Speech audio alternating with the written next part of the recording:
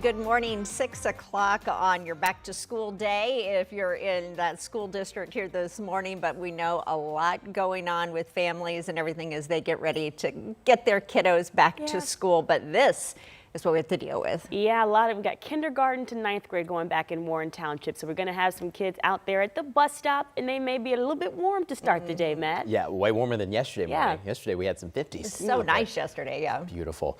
Today, this morning, it's not terrible. You feel the difference. It's this afternoon once it's going to get into the low 90s. And it's summer being summer. It's going to be one of those days, and we're letting you know about it. Not everyone has the same capacity on the air conditioning, right? So it kind of impacts folks in different ways. If you're working outside, you got to keep the fluids going. It's going to be hot. Low 90s expected. It's hot in the summer. It's just extra hot today.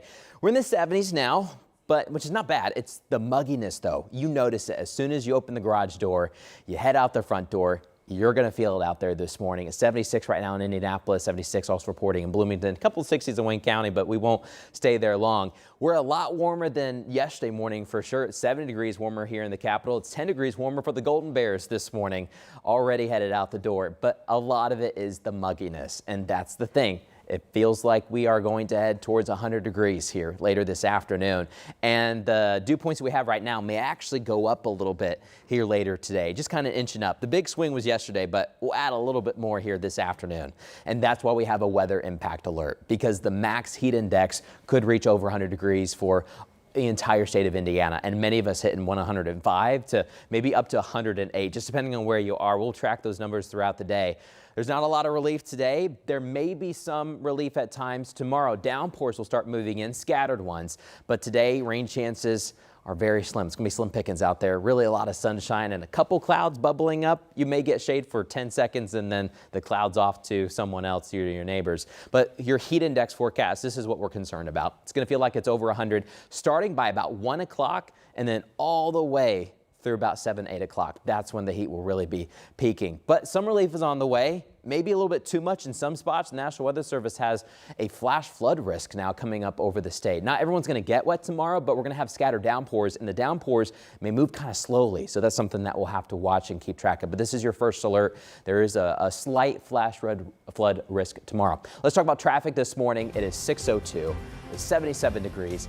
You may, for the first time in a few mornings, have the air conditioning on this morning in the car. You may need it. It's a little extra toasty out there. You'll definitely need it this afternoon. The good news I have to report for you is that 465 has now pretty much cleared up. We were down to one lane there for quite a while, but now all the lanes have reopened. This is a live look on I-65 where you're looking northbound. So taillights headed north, headlights headed south. This is at Keystone. Still got the drainage infrastructure ready to go. We're going to be closing I-65 north this weekend, and there'll be closures on I-65 south in the next coming weekend. So I-65 is still going to get a lot of work done the next several days and next several weeks. Julia?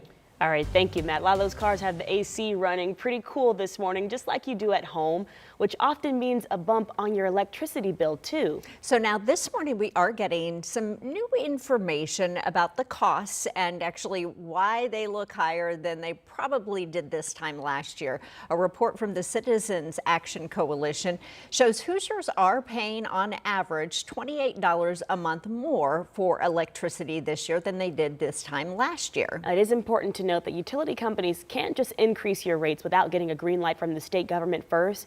So the coalition is emphasizing the impact of already approved hikes this morning on ratepayers. Nobody's saying we want financially unhealthy utilities. Nobody's saying we don't want economic growth, economic development. What we do want is everyday Hoosiers being able to afford the essentials of daily life and live their lives with a little bit of dignity. So the Indiana Energy Association does note that Indiana electric rates are among the lowest compared to states nearby. The 5-member Indiana Utility Regulatory Commission approves all electric rate increases. And then Citizens Action Coalition says that the commissioners are increasingly hamstrung by the state legislation that all but requires the commission to approve those rate hikes. And if you're looking to escape the heat, Indy Park's family centers are open and air conditioned to help you cool down. Most will be open until 8 o'clock during the week at night. We do have a link that tells you when and where you can cool down at some of these spots. Look for our weather blog at WTHR.com. All right, bad timing for this. Many people head to the water when there is heat like this. Yeah, pools, lakes, all the above. But right now there's a popular destination that's actually closing its beaches because they have too much water. Lake Monroe is seeing elevated levels of water. Right now it's 11 feet higher than it's supposed to be, and it's gone up 1 foot just since the weekend. Jill Vance with Indiana DNR tells 13 News boats can still get out on the water, and canoers and kayakers can also get out there and even explore some new parts of the lake with that extra water. But certain ramps and campsites along with trails will be staying closed while they slowly work to drain that excess water out. This is what we do. We are a flood control reservoir. We are meant to hold on to all this water so the downstream impacts are minimized. Now you can still camp, fish, and picnic in parts of the park. Well, Vance says it's up to Mother Nature when everything decides to get back to normal. We'll keep watching that for you.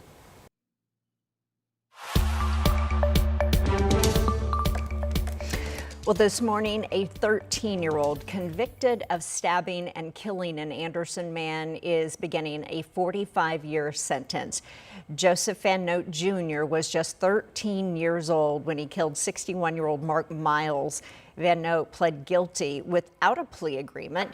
Police say he admitted to following Miles home from a gas station after noticing the cash in his pocket. Van Note will remain in juvenile detention until he's 18, and then it will be determined how his 45-year prison sentence will be served. Today marks 19 years since a boy and his stepmom were murdered in their Franklin, Indiana home. Someone stabbed Blake and China Dickus in their home in the middle of the afternoon in the summer of 2006. Blake's dad came home from work and found that horrific scene. And still, 19 years later, their murders are unsolved, and family and friends are now pushing for someone to give police a lead. The Franklin police have not for 1 second stopped working the case. They are as passionate about it as we are. They just need that one person to come forward with the tip that will break the case wide open. There is a $25,000 reward in this case with hopes that that can happen. If you have information, Franklin police want to hear from you. And later tonight on 13 News, our Jenny Runovich is breaking down some of the theories and the new hope that family and friends have to finally get this case solved.